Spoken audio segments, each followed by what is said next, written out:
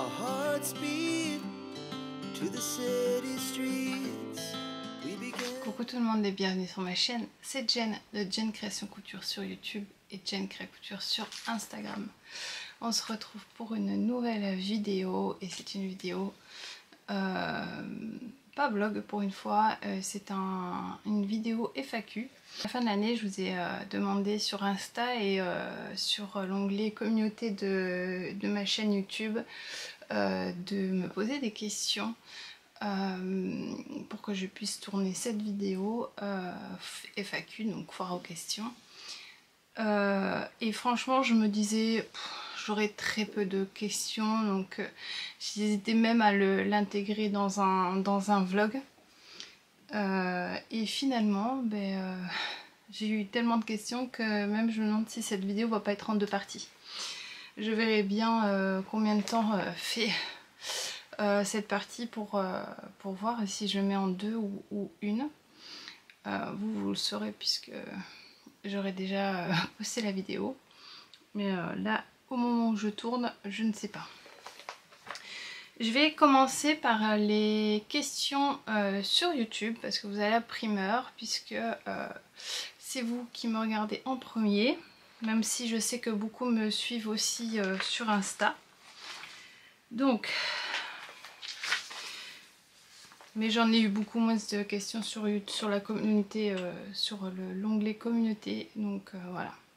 J'ai pris mon petit thé pour faire cette vidéo parce que je pense que vous devriez faire pareil parce que je pense qu'elle va pas être courte.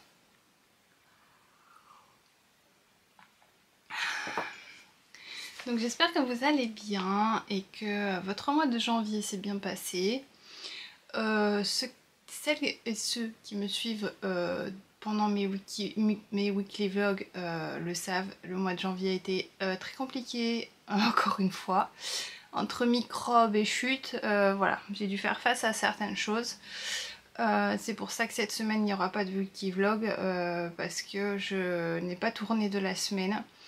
Ça a été très compliqué entre une de mes filles qui était malade, l'autre que j'ai dû aller chercher au lycée parce qu'elle était aussi malade, ma mère aussi est tombée malade et gérer les douleurs de mon mari. Voilà, ça a été assez compliqué et j'ai rien fait, je ne suis pas venue dans mon atelier de la semaine en fait. Donc j'ai tourné une toute petite partie jeudi où je vous parlais de mes encours tricot et c'est tout de la semaine. Donc concrètement une vidéo de 10 minutes ça servait à rien. Donc je préfère vous tourner aujourd'hui. Donc là on est le lundi 5 février. Donc je préfère vous tourner ça, vous poster ça en suivant. Je vais essayer de monter la vidéo assez rapidement, comme ça vous l'avez soit ce soir soit demain matin au plus tard. Et puis après c'est que du blabla, donc en général c'est beaucoup plus facile à monter que les vlogs ou quoi que ce soit d'autre, les podcasts, j'en parle même pas. Donc voilà, vous aurez bientôt un bilan du mois de janvier, puisque je vais essayer au moins de tourner au moins une fois par mois un bilan de ce que j'ai fait. Puisque là j'ai fini pas mal de tricot, j'ai pas cousu beaucoup par contre au mois de janvier, voire pas du tout. Si, j'ai cousu un projet en couture, mais bon, ça vaut le coup de vous les montrer. Sans plus tarder, je vais commencer à répondre à vos questions parce que j'en ai pas mal et je voudrais vraiment répondre à chacune puisque vous avez pris le temps de m'en poser des questions. Donc je voudrais vraiment prendre le temps de répondre et pas que ça soit trop long quand même. Donc c'est parti pour la foire aux questions.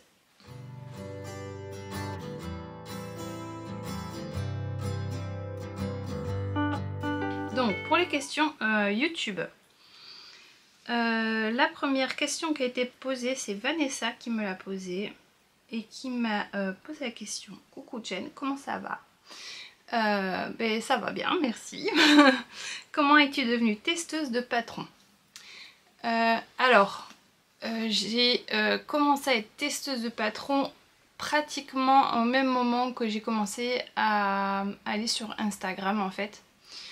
parce que beaucoup de choses se passent sur Instagram et en fait en entrant dans la communauté couture Insta, en discutant avec certaines, j'ai découvert qu'on pouvait tester des patrons. Donc j'ai essuyé quelques échecs quand même, faut pas se mentir, quand on a 100 abonnés, certaines créatrices se disent bon, je la connais pas, je vais pas lui filer un patron gratuit et elle va rien faire. Donc c'est vrai qu'il y a certaines créatrices qui m'ont refusé. Et jusqu'au jour où une m'a permis de rentrer dans ce monde de tests. Et je crois que le premier test patron que j'ai fait, c'était pour Atelier Maelstrom, il me semble. C'était un patron enfant, c'était un patron qu'elle avait en taille adulte, qu'elle voulait remodeler en taille enfant pour une petite fille. Et je crois que c'est Atelier Maelstrom. J'ai aussi testé pour Gaël Sue, qui était à l'époque Gaël Couture Bordeaux.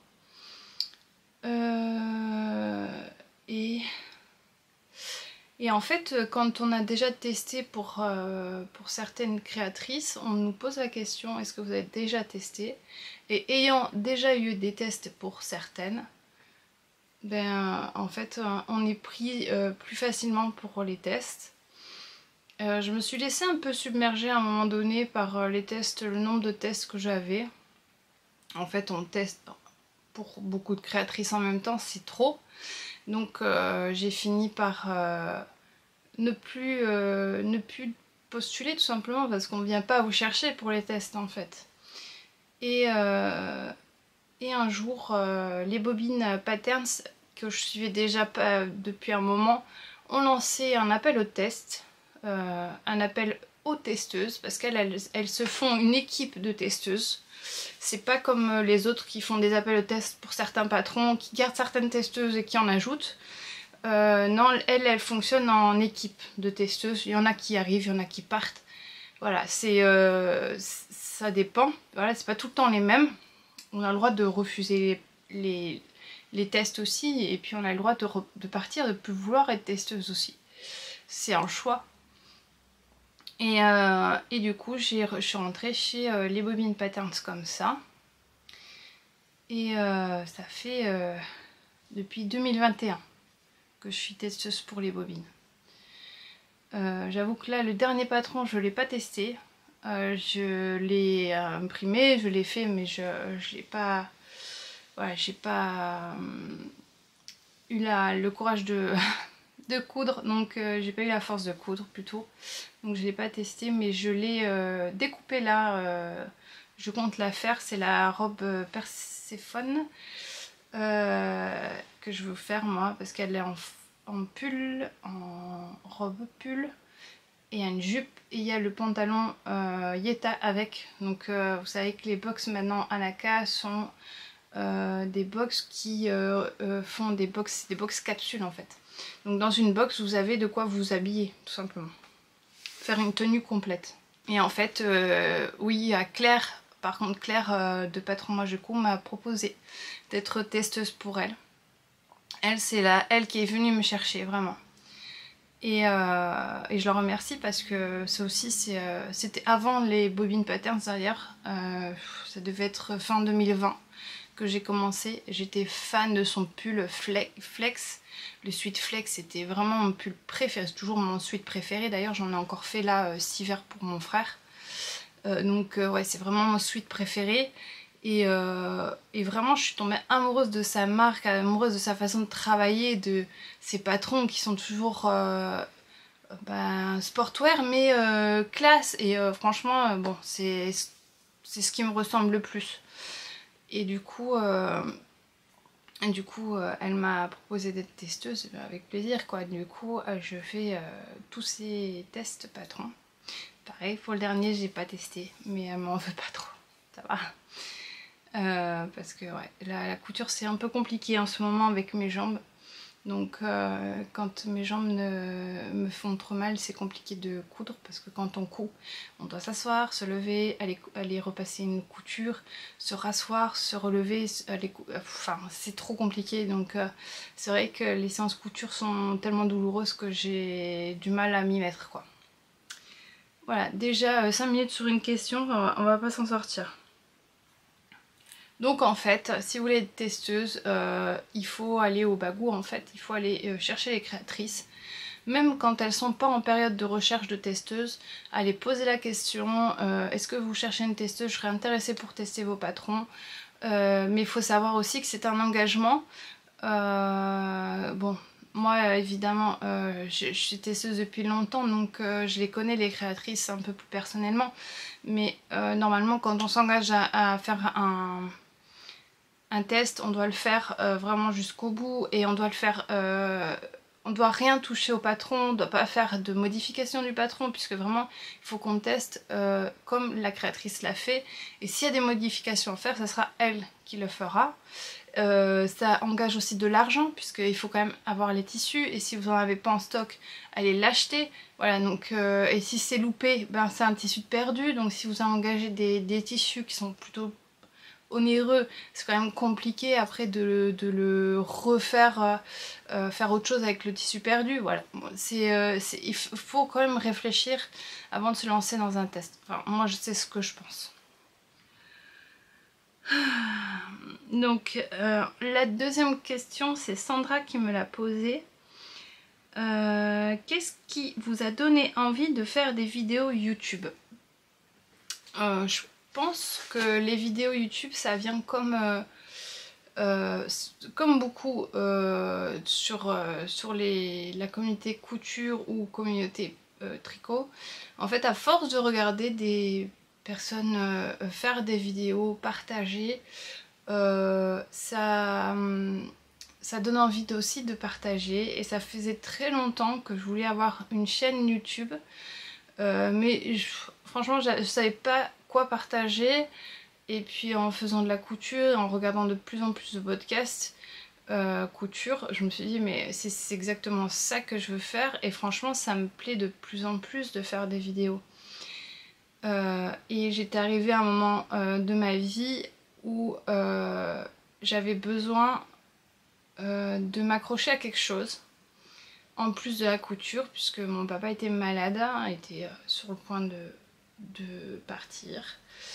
Et d'ailleurs il est parti quelques jours après, 4 jours après l'ouverture de ma chaîne YouTube. Et grâce à cette chaîne, j'ai pu tenir le deuil encore encore maintenant en fait. Parce que le deuil c'est pas un an que ça dure, c'est beaucoup de travail sur soi. Et voilà, donc c'était le besoin de m'accrocher à quelque chose et d'avoir une passion supplémentaire que la couture, parce que la couture m'a aussi permis de tenir. Quand il est décédé, j'ai cousu pendant des jours. Ma robe de deuil, je l'ai fait aussi moi-même. J'avais fait une robe Magnolia de Direndo. Et voilà, c'est surtout pour partager avec vous à la base, pouvoir avoir un moyen de vous parler et de vous partager ce que je faisais chaque jour, parce que à l'époque je cousais énormément. Mon but c'était vraiment d'habiller ma famille, donc c'était homme, femme, enfant tout le temps, et j'aimais cet esprit de partage. Partage d'idées, partage de patrons, partage d'enseignement, parce que mine de rien j'ai quand même des connaissances en couture que je peux partager, pas sous forme de tuto forcément, mais plutôt sous forme d'astuces, je dirais sous forme d'astuces qu'on retrouve beaucoup sur YouTube, mais voilà. C'était surtout sous forme d'astuces. J'espère que j'aurai répondu à ta question. Et ensuite, la dernière question, c'est Astrid qui m'a posé plusieurs questions. Elle m'a mis bonsoir Jen, en fait j'ai beaucoup de questions. Comme te présenter, raconter ton école et tes stages de couture, et de manière plus personnelle, ce qui t'a amené à quitter le Nord, parce qu'elle y vit. Ensuite, je voulais te demander si tu as débuté le tricot l'année dernière ou est-ce que tu as repris. Elle est débutante en tricot. Et sinon, j'ai beaucoup aimé ton vlog. Bisous. Un bisou Astrid. Merci de m'avoir posé toutes ces questions. Donc, pour commencer, mon école et mes stages de couture. J'ai fait le lycée Lavoisier à Roubaix en fait, qui est une école, un lycée professionnel, où j'ai fait un BEP couture, métier de la mode couture floue, donc qui est la couture sur mesure en fait, où on apprend le moulage, à faire des patrons, voilà, et à coudre. En soi, on apprend à coudre. On apprend la machine à coudre d'abord, et après on apprend à coudre.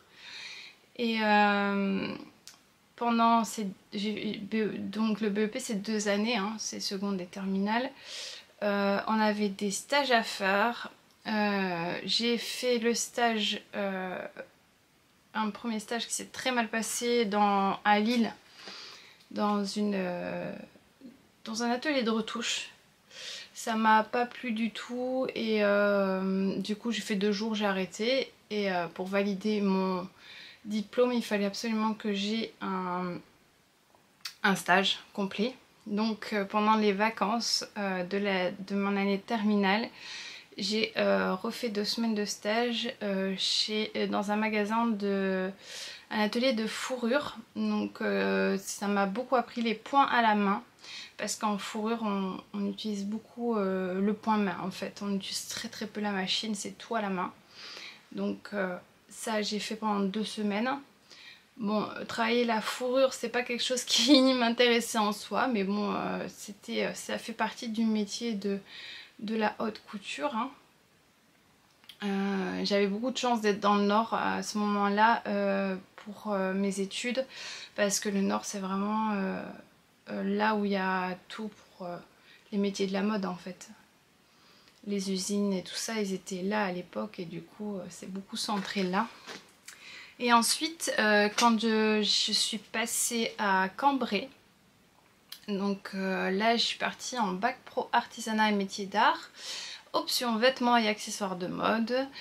Et là j'ai fait bac terminal, ceci en 2 ans, c'est seconde terminale. Et là j'étais en stage, j'ai fait un stage au Vieux-Lille dans un magasin de robes de mariée. Ça c'était une super belle expérience parce que j'ai appris à découper des robes de mariée, à faire, c'est vraiment du sur-mesure, c'était vraiment délicat, c'était très chouette et puis elles m'ont beaucoup appris.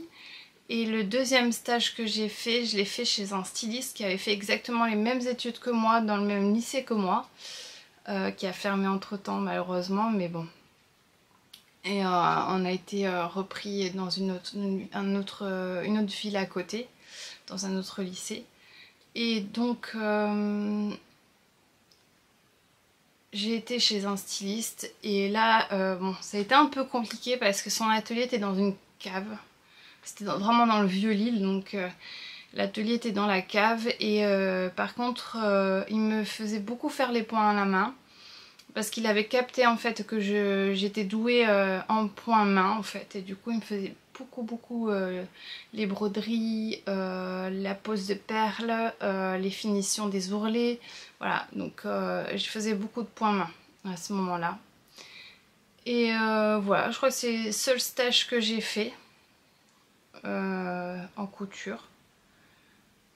Après je pense que j'aurais pas pu sauf lancer ma marque de vêtements, mais j'aurais pas pu être salariée en couture parce que c'est c'est vraiment de la rigueur que j'avais pas à l'époque où j'avais 20 ans. Voilà, c'était pas ce qui m'intéressait. Ensuite, donc ce qui m'a amené à quitter le Nord, j'en ai un peu parlé dans un weekly vlog. En fait, après, donc j'ai eu mon bac pro en 2004. Mes parents ils étaient séparés. Mon père vivait à Toulouse et ma mère et moi on vivait dans le Nord et ma grand-mère en Belgique. Et ma mère a eu le besoin de repartir en Belgique en fait. Et moi je ne me voyais pas à 20 ans vivre sans ma mère dans le Nord toute seule. Donc à la base j'ai quitté le Nord pour aller vivre en Belgique. Et ensuite j'ai quitté la Belgique pour venir vivre ici, pour venir rejoindre mon père, donc à Pau. Hein. Parce qu'il voulait ouvrir une friterie ch'ti et amener le Nord en fait dans le sud-ouest, dans le Béarn. Et donc voilà, la base de tout c'était de rejoindre mon père dans le sud-ouest, tout simplement. Et pour ce qui concerne le tricot, j'ai repris le tricot dans le sens où je tricotais, on va dire, j'ai appris en autodidacte en regardant des vidéos tuto YouTube comme tout le monde pour les monter des mailles, ensuite faire des points droits, points envers. Et en fait, je savais juste faire des points endroits et envers. Donc quand j'ai repris l'année dernière, au mois de juillet, je n'avais jamais rien fait que des allers-retours endroit envers. Voilà, c'est tout. J'avais fait du point jersey, du point mousse, c'est tout. Je n'ai jamais su faire une couverture parce que je n'avais pas la patience de continuer un projet au long terme. Donc en fait, je me considère comme débutante dans le sens où je n'ai jamais fait de projet en suivant un patron avant l'été dernier. Voilà. Donc les diminutions, voilà, tout ce qui est point texturé, j'avais jamais fait du tout avant l'été dernier.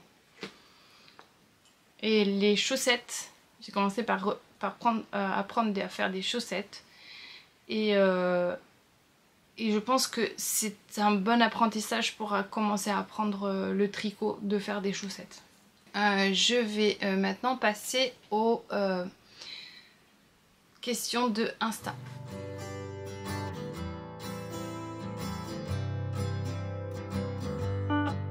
Donc,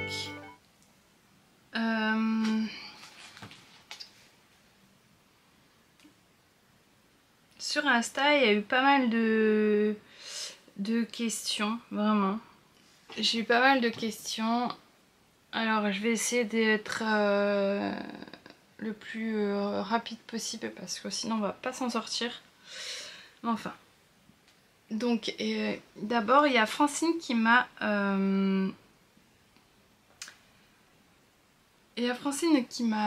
posé une question. En fait, elle m'a posé deux questions. La première, c'est quel livre ou vidéo pour commencer le tricot? Alors, pour commencer le tricot, le livre que je recommanderais, c'est celui de Liz Taylor. Est-ce que je l'ai là? Donc c'est ce livre-là. De Liz Taylor, qui est Je me mets au tricot. Et ce livre, vraiment, retrace vraiment du début à comment faire... Qu'est-ce que sont les laines, parce qu'on se pose souvent la question quand on regarde des podcasts, on parle fingering, déca, enfin moi je comprenais rien du tout. Et du coup je me suis renseignée et grâce à son livre j'ai compris pas mal de choses. Et il y a aussi le vocabulaire dedans. Vous avez un vocabulaire, un tableau de vocabulaire. En fait... Donc blanquette, ça veut dire couverture, voilà. De l'anglais au français, Non, franchement, ce livre, je le conseille pour débuter le tricot parce que franchement, il aide beaucoup et à comprendre plein de choses. Et les vidéos, mais en fait sur YouTube, il y a la papesse des tutos, c'est Claude Tricot. Je trouve qu'elle explique très bien. Et si vous êtes dans la rapidité, c'est Knit Spirit. Parce qu'elle elle explique très bien, mais très rapidement. Voilà. Alors l'avantage d'être en vidéo, c'est qu'on peut mettre en arrière. Hein. Du coup, ça aide pour revisionner si on n'a pas compris. Voilà. Les deux chaînes que je conseille pour débuter le tricot. Ensuite, la deuxième question, c'est si vous aviez le budget et devoir changer de machine, votre choix serait. Et autre machine complémentaire pour votre atelier, à votre avis, indispensable.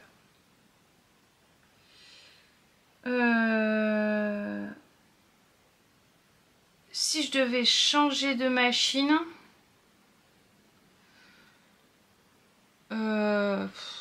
franchement ma Janome, je l'aime d'amour quoi. Si je devais changer de machine, je pense que j'irais sur une machine industrielle, la Juki. Ouais, je pense que j'irais sur une Juki vraiment comme j'ai appris à l'école quoi, la Juki. Si je peux, je trouverai une image et je vous l'incrusterai là. Parce que elle a tout ce qu'il faut vraiment. Bon, le désavantage des machines industrielles, c'est qu'on n'a pas la boutonnière électrique, enfin automatique, on n'a pas tous les points de broderie et tout ça. Donc si j'ai la place et plus de machine à coudre et que je dois la changer, oui, j'irai chez une industrielle. Et pour les points qui sont nécessaires, je reprendrai juste mon ancienne machine browser pour FS40 pour faire les boutonnières. Mais franchement, ouais, je partirai sur ça. Et une autre machine indispensable à part la machine à coudre, je pense qu'il n'y a rien d'un vraiment indispensable. La surjeteuse évidemment, c'est quand même définition au top quand on a une surjeteuse. Mais là, la machine que j'aimerais plus tard, pas maintenant, quand j'aurai vraiment repris la couture, c'est la recouvreuse. Quand on fait beaucoup de jersey, je pense que c'est un indispensable parce que elle fait tout, elle fait la finition plus la couture. Donc je trouve que c'est un indispensable quand on fait beaucoup de jersey, on va dire. Beaucoup de t-shirts, beaucoup de robes en jersey, tout ça. Alors, la question suivante, c'est Cathy qui me l'a posée. De la chaîne Cathy Créa Couture. Je te fais des bisous ma belle. La chose que tu es sûre de ne pas faire en couture. La chose que je suis sûre de ne pas faire en couture. Ce que j'aime pas faire en tout cas, c'est les manteaux. Les grosses pièces en général, je suis pas très fan. Mais quelque chose que je ne suis pas. Si on parle de vêtements,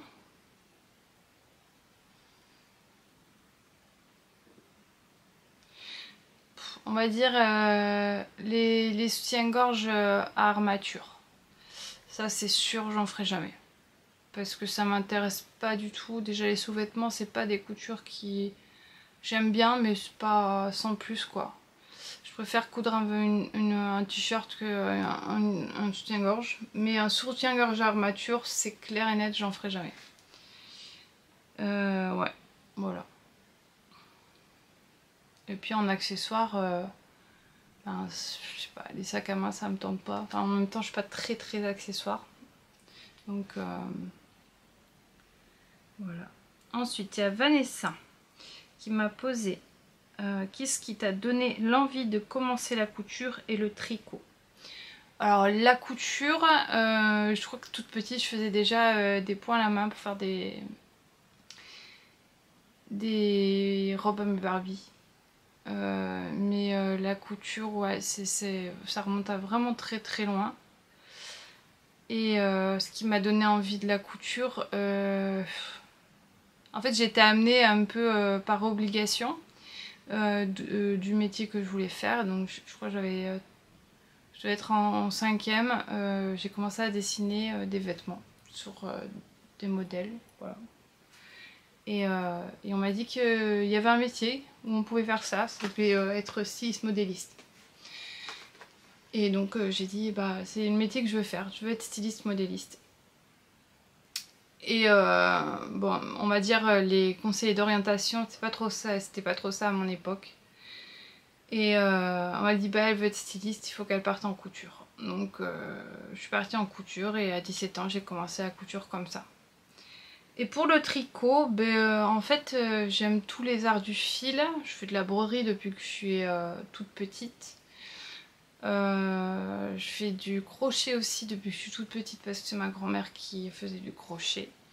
Et il me manquait le tricot et un jour j'ai dit je vais essayer sur des aiguilles droites que ma grand-mère m'avait laissées avec des laines, enfin des fils en acrylique. Qu'elle m'avait donné, j'ai essayé et voilà, je suis partie comme ça en regardant des tutos. Mais en fait oui c'est ça, c'est l'obsession des arts du fil qui m'amène à apprendre plus encore.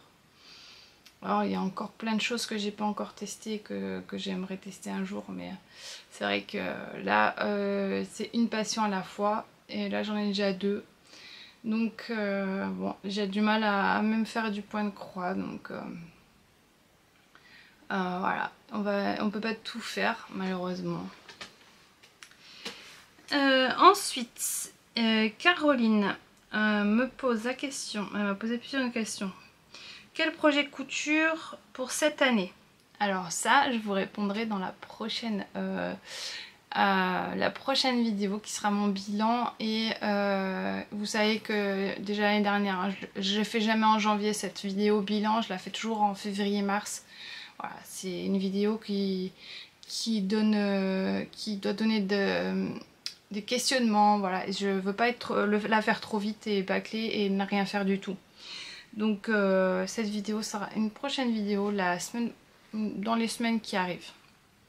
Donc pour cette question, à combien de temps par semaine estimes-tu coudre? En ce moment, pas grand chose. Voilà, on va dire, quand mes jambes vont bien, je peux coudre pendant 4 heures d'affilée. Et ne pas m'arrêter. Et en fait, j'avais une organisation où le vendredi soir, je préparais mes projets du week-end. Donc je coupais tous mes projets du week-end, ou même qui allaient sur la semaine d'après. Et je savais coudre par épisode de 2 heures, selon les besoins de ma présence pour la famille. Mais en fait, ouais, j'arrivais à coudre au moins 4 heures par jour. Quel est l'outil couture qui te manque? En fait, alors, j'ai en déménageant mon atelier, si vous n'avez pas vu la vidéo des travaux de mon atelier, je vous la mets dans le petit i. Donc quand j'ai déménagé mon atelier, j'ai remarqué qu'il me manquait rien. J'ai vraiment beaucoup de choses en couture, je suis vraiment bien équipée. On va dire le petit plus qui me manque, ça serait une brodeuse ou une recouvreuse. Voilà. Mais bon, je m'en passerais bien. Mais sinon, tout le reste, franchement, je suis équipée vraiment en tout. D'ailleurs, ma belle-mère est encore venue hier soir en me disant t'as pas un fil de cette couleur là, elle m'a amené le tissu et tout pour me dire t'as pas le fil de ce... Évidemment j'ai tous les fils de toutes les couleurs qui existent. J'ai une vraie mercerie dans mon atelier. Donc oui, non, je suis très très bien équipée et j'en suis très heureuse parce que j'ai pas besoin d'attendre si j'ai un projet à faire. J'ai une boîte avec beaucoup de boutons. J'ai des œillets, voilà, j'ai des œillets comme ça rangés dans des boîtes. Je me suis fait une boîte à boutons avec différents comme ça, voilà. Pour les projets, voilà, c'est... non, franchement, j'ai pas à me plaindre. Ensuite, Paul m'a posé la question. Ah, donc, Paul, c'est Peste et Choléra sur YouTube et sur Twitch et sur Insta. Quelle est ta source d'inspiration pour la couture? Alors ça c'est très compliqué parce que j'ai pas vraiment... Ouais, c'est Insta en fait, c'est en voyant Insta, YouTube, c'est mon inspiration, c'est les gens qui partagent une envie. Ben, toi qui couds sur Twitch quelque chose, ça me donne envie de le faire. Voilà, on s'inspire tous. On appelle ça maintenant de l'influence, mais moi je pense plus que c'est de l'inspiration. Des coups de cœur, voilà, je fonctionne beaucoup au coup de cœur. Il y a certains projets que j'aime, que je vais acheter, que je vais pas faire. Et il y a certains projets que je vais acheter et que je vais faire de suite parce que ça sera un vrai coup de cœur. Alors j'espère que j'ai répondu à ta question. Si je suis à côté, dis-le moi. Parce que c'est peut-être autre chose que tu... Si c'est une personnalité dans la couture ou quoi que ce soit, j'en ai aucune. Franchement, là, le stylisme de maintenant ne me ressemble pas du tout. Ensuite, Lily me demande quel est l'ouvrage tricoté dont tu es le plus fier? L'Alpine Bloom, c'est sûr. Ouais, franchement, mon pull en jacquard, c'est celui dont je suis plus fière. Ah ouais, vraiment. Il est trop beau. Là, je le porte à même la peau, j'ai rien en dessous. Les manches sont magnifiques. Voilà, c'est le pull que j'aime le plus. Bon, mon Saturne aussi. Je sais pas choisir. J'aime les deux. Mais c'est vrai que le Alpine Bloom, j'aimerais bien me le refaire en rose, en fait. Le fond rose et les fleurs en plus foncé cette fois-ci. Mais j'ai le Automne Alpine, donc je pense que je me ferai en déca pour l'année prochaine. Vanessa, des Malices de Vanessa, sur YouTube et sur Insta aussi. N'hésitez pas à aller voir leur chaîne. Je vous mettrai les chaînes de ceux qui en ont en barre d'infos. Qu'est-ce que tu préfères tricoter? Je pense que c'est les pulls. Vraiment. Ce que je préfère tricoter, c'est les pulls parce que on voit vraiment l'avancement. On part d'un tout petit pas quand on démarre de haut en bas. Hein, parce qu'il y a des pulls qui commencent par en bas, mais j'en ai pas encore fait. J'ai juste fait un top. On commence par une toute petite circonférence en haut. Et ça augmente jusqu'à le bas. Franchement, ce que je préfère qu'on voit, c'est les pulls. Après, voilà, j'ai pas fait énormément de projets, mais on en reparlera dans le bilan de l'année, mais du mois. Mais voilà, c'est pour l'instant, je fais mon premier châle. Enfin, j'avais commencé le châle de Géogradient de Steven West. Que j'ai pas fini, donc là je suis en train de faire un autre en test pour Palaluna, pour Fabienne, qui est une autre façon de faire. Pour l'instant ça me plaît bien. Ensuite, Maëva de Prunelle de la Couture sur Insta et Prunelle de la Créativité sur YouTube me demande les tissus que tu aimes. Clairement le jersey. Alors j'ai découvert le jersey de bambou l'année dernière quand j'ai fait un test pour Claire. Le test du t-shirt Softy. Je crois que c'est Softy. Je sais plus. Enfin bref, et franchement c'est très agréable à coudre, c'est très léger, très fluide. J'aime beaucoup le jersey de coton. J'aime énormément les sweats, tout ce qui est minky, enfin sweat minky, tout ça. Et chez les trames, le coton. La viscose et tout ça, j'aime moins. Mais à choisir, celle que je préfère, c'est le jersey. Le jersey de coton, le jersey de viscose, le jersey de tout ce que vous voulez, j'aime le jersey. Parce que c'est une matière qui est très agréable à coudre et très agréable à porter. Elle me demande aussi quelles sont tes couleurs pour les vêtements. Rose. Ouais, en général je pars sur du rose. La gamme de couleurs pastel, j'aime toutes les couleurs pastel. Mais vraiment, quand on regarde ma tissu tech, j'ai vraiment beaucoup de rose. Ouais, du rose. Enfin, t'as dit bon. Le rose et tout ce qui est pastel, arc-en-ciel. Voilà, j'aime toutes les couleurs vives. J'ai moins couleur neutre. Voilà, j'aime moins le marron, le noir. Voilà, tout ça, c'est des couleurs que je porte moins. Et que je couds moins. Et la question à laquelle je ne peux pas répondre, couture ou tricot? C'est pas la seule à me l'avoir posée malheureusement. Non, je peux pas répondre à cette question. On va dire la couture passe au-dessus parce que c'est une passion qui m'habite depuis très très longtemps. Mais ouais. En ce moment le tricot, parce que par force des choses, je suis obligée d'être le plus tricotée que de coudre. Marina me demande, c'était quoi ta première cousette? Une panière à pain. Voilà, on nous a... La première cousette que j'ai fait, c'était une panière à pain quand j'étais en seconde. Parce qu'on nous apprend le matelassage en fait, de tirer des traits et de coudre sur un trait.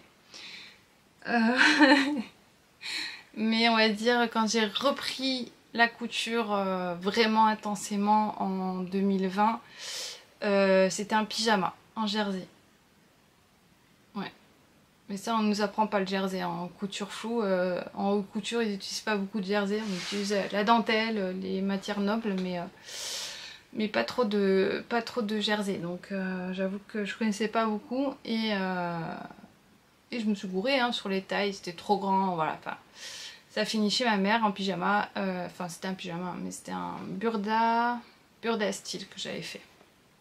Que je vous ai pas montré, mais il est sur mon Insta, si vous voulez le voir. Il est tout en bas. Voilà. Combien de pelotes en stock? Mince, je les avais comptées, je n'ai pas noté. Beaucoup?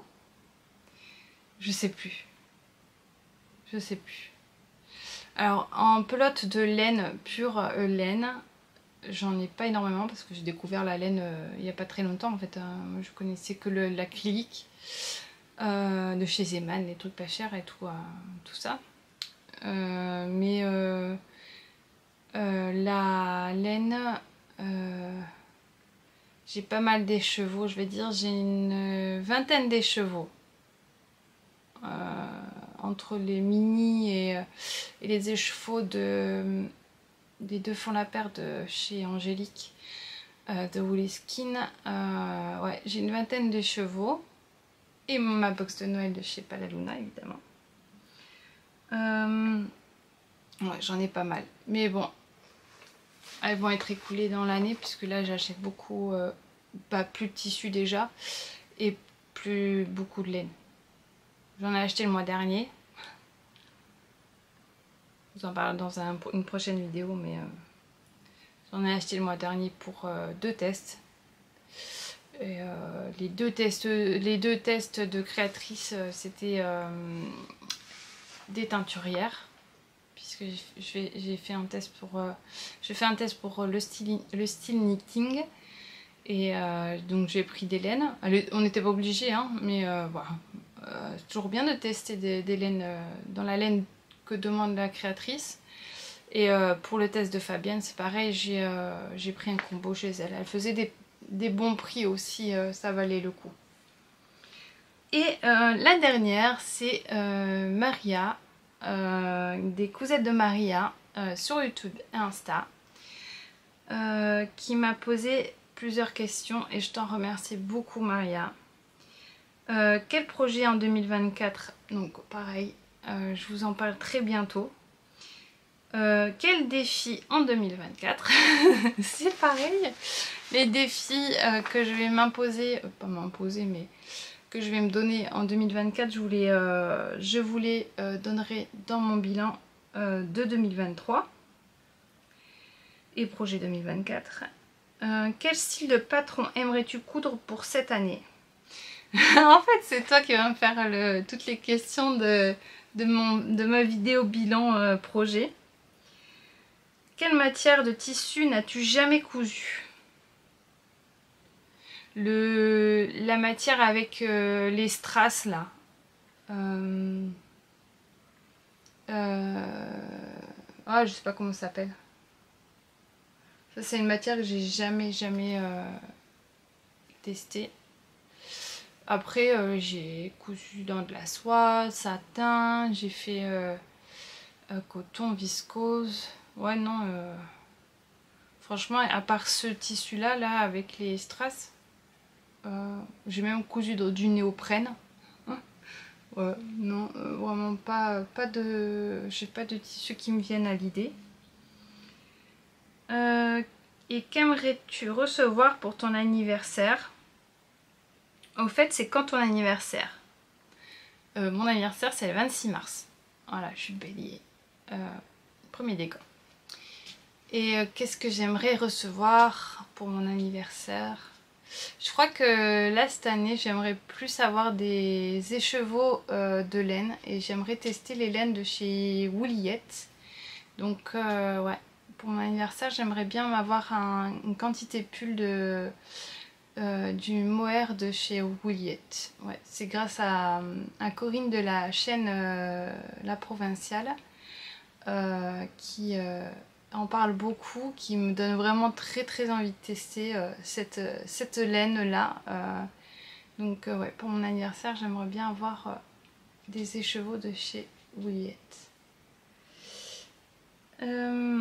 Tu nous refais quand une vidéo 100% couture? Quand mes jambes iront mieux. Ouais. Quand mes jambes iront mieux, je vous ferai plus de couture. C'est pas l'envie qui m'en manque, hein. Franchement, mes machines, elles me manquent. L'envie est là, mais dès que j'arrive à mon atelier et que je suis trop longtemps debout, la douleur me rappelle que je peux pas le faire et du coup, bah, j'arrête. Donc je fais des séances de plus en plus courtes, mais c'est compliqué. Tu nous feras un vlog sur la tenue de soirée de ta fille Jade, sur le choix de tissu, modèle le tissu, etc. Oui, j'ai commencé déjà, puisque dans le dernier weekly vlog, le 8 je crois, ou le 7, je sais plus, je faisais l'essayage du premier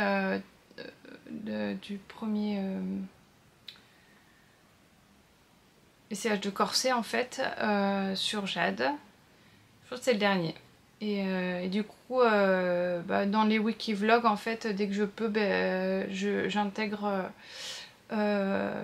ça. Là, on a choisi... j'ai trouvé une housse de couette en solde. Et on va tester dans cette housse de couette de refaire le corset dedans avec les petites modifications que j'ai fait lors de l'essayage. Donc oui, c'est à suivre dans mes vlogs de semaine. Voilà. Et la dernière question, c'est: as-tu bloqué les dates pour le CSF? Donc non, je n'ai pas encore bloqué les dates parce que c'est très compliqué de me projeter si loin. En fait, moi l'espace et le temps c'est très compliqué, c'est des notions que je n'ai pas. Et je sais que toi tu es très organisée et d'ailleurs si tu n'avais pas été là l'année dernière pour aller au CSF, j'aurais pas pu y aller parce que c'est Maria.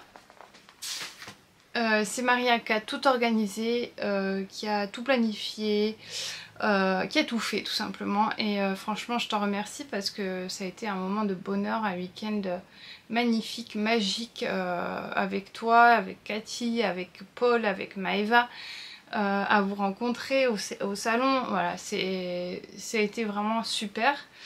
Et non, j'ai pas bloqué mes dates pour le CSF, mais je vais y travailler. C'est un peu loin pour moi. C'est pour ça que je peux pas prévoir non plus de faire un calendrier de l'Avent sur l'année. Parce que je ne peux pas me projeter sur une année complète. C'est pas possible. C'est une notion que j'ai pas. Alors peut-être plus tard, je pourrais y travailler. Pour l'instant, dans l'état dans lequel je me trouve, c'est impossible pour moi d'aller prévoir quelque chose en novembre. Même les vacances d'été ne sont pas prévues. Jamais, on ne prévoit jamais. Et mon mari n'a pas la notion du temps non plus, donc des fois c'est un peu galère. Mais on part souvent à la dernière minute, on prévoit souvent des choses à la dernière minute aussi. Donc ouais, c'est pas prévu, mais je compte y aller cette année et j'espère que je pourrai y aller. Voilà. Donc voilà, donc j'ai répondu à toutes les questions. Je suis contente, j'espère que ça sera pas trop long. Et que j'aurai répondu à pas mal de vos questions, vos questionnements sur moi, sur l'art du fil que je pratique. Et que cette vidéo vous aura plu. N'hésitez pas à vous abonner si ce n'est pas encore fait. Ça fait toujours plaisir de voir que tout le nombre de personnes qui me suivent. Je vous remercie beaucoup, beaucoup, beaucoup de me suivre sur cette chaîne. Au fur et à mesure des années, vous êtes de plus en plus nombreux et nombreuses et ça me touche énormément. J'espère que le contenu de ma chaîne vous plaît et je vous amènerai de toute façon pas mal de contenu pour les semaines à venir et j'espère que ça va vous plaire tout simplement. N'hésitez pas aussi à me mettre un petit pouce et à me mettre un commentaire, un petit emoji, ne serait-ce qu'un cœur, un pouce, un soleil, voilà, pour nous faire sortir de cette grisaille de l'hiver, me ferait plaisir. Je vous fais de gros bisous. Merci d'être arrivé jusqu'au bout. Je vous dis à très bientôt dans une prochaine vidéo. Portez-vous bien.